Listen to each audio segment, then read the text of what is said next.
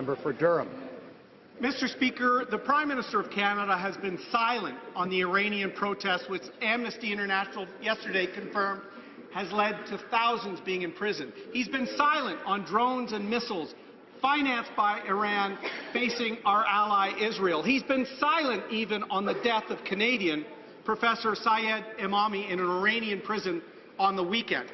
Instead of silence from the Prime Minister, Mr. Speaker, when can we have him standing up for human rights, for democracy, and for Canadians instead of cozying up to an Iranian regime? Hear, hear.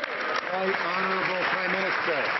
Mr. Speaker, this government has been consistent in standing up for human rights everywhere around the world. Whenever I meet with any leader around the world, I bring up human rights. We talk about the importance of protecting Canadian interests.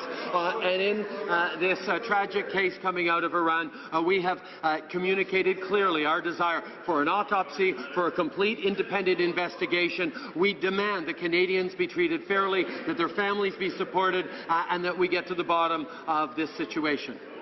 Member for Sherwood Park, Fort Saskatchewan. An independent investigation from the government of Iran? After those town halls, maybe it's hard to know when the Prime Minister is joking. But this joke isn't funny, Mr. Speaker. This is a government, the government of Iran, a regime that gives LGBTQ children electric shock therapy. The government should stop cozying up to the regime. This is his chance. The Prime Minister has said nothing thus far on the protest. So could he stand up and finally support the cause of protesters who are fighting for democracy, human rights, justice, and the rule of law? Right, Honourable Prime Minister. Mr. Speaker, on this side of the House, we are always unequivocal about standing up for LGBT rights. We are, of course, deeply troubled by the deaths and detentions of protesters during protests in Iran. The Iranian people must be able to freely assemble without facing violence or imprisonment.